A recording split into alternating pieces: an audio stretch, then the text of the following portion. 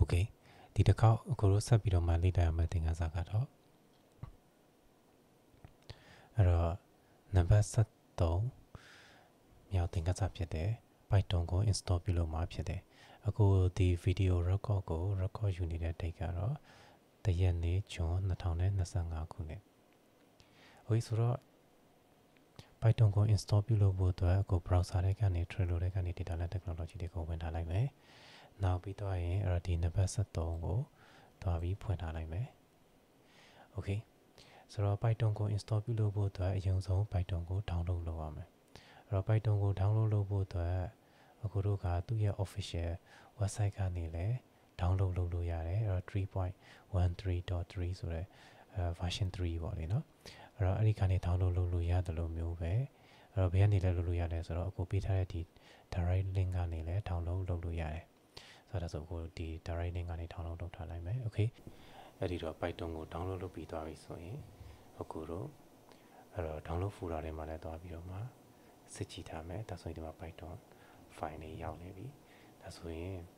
အခုတို့ဆက်ပြီးတော့ control order D ကနေပြီးတော့အဲ့တော့ package တွေကိုသွားပြီး update လုပ်ထားမယ် Python ကို install ပြုလုပ်မှာဆိုတော့ဒါမဖြစ်မနေပေးထားမယ်ဘာကြောင့်လဲဆိုတော့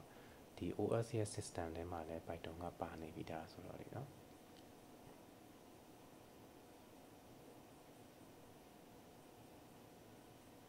โอเค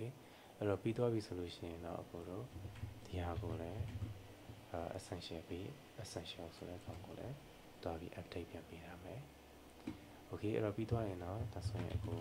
CD တွေကနေ download folder တွေကိုဝင်ထားမယ်နောက်ပြီးတော့ရင်စောစောတုန်းက download လုပ်လို့ရလာတဲ့ Python file မှာတွားပြီးတော့မှဖြည့်ထုတ်ထားလိုက်မယ်နောက်အဲ့ဒီဖြည့်လို့ရလာတဲ့ folder ကိုဒီမှာဖြည့်လို့ရလာတဲ့ folder အဲ့ဒီ folder တွေကိုဝင်ထားလိုက်မယ် Okay အဲ့တော့ ls နဲ့တွားကြည့်မယ်ဆိုရင်အဲ့တော့ဒီမှာလာပြီးတော့မှသူက configure ဆိုတဲ့ file နဲ့လာမယ်ဆိုတော့အဲ့ဒီ file ကိုတွားပြီးတော့မှဒီ command လေးတွားပြီး run ထားမယ် Okay အဲ့တော့ပြီးသွားရင်တော့အခုရဲ့ set ထဲမှာ make command ကိုသုံးမှာဆိုတော့ make ကမရှိနေမှာဆိုလို့အရင်ဆုံး make ကို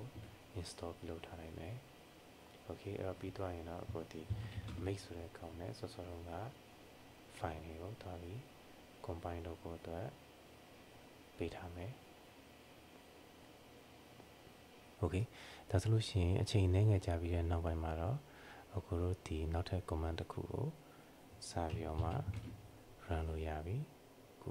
တို့တော့ရအကုန်လုံးကို combine ထားလုပ်မယ်ပေါ့ sudo make install လို့ပြောထားမယ် Okay ဆိုဒါဆိုလို့ရှိရင်တော့အဲ့တော့ပြီးသွားပြီအဲဆိုရင်ကိုကပို့ပြီးမှတင်ချအောင်လို့ဒီ terminal ထဲကနေပြီးမှထွက်ပြီးတော့နောက်ထပ် terminal အသစ်ခေါ်ပြီးတော့ Python version ကိုဆက်ထားလိုက်မယ်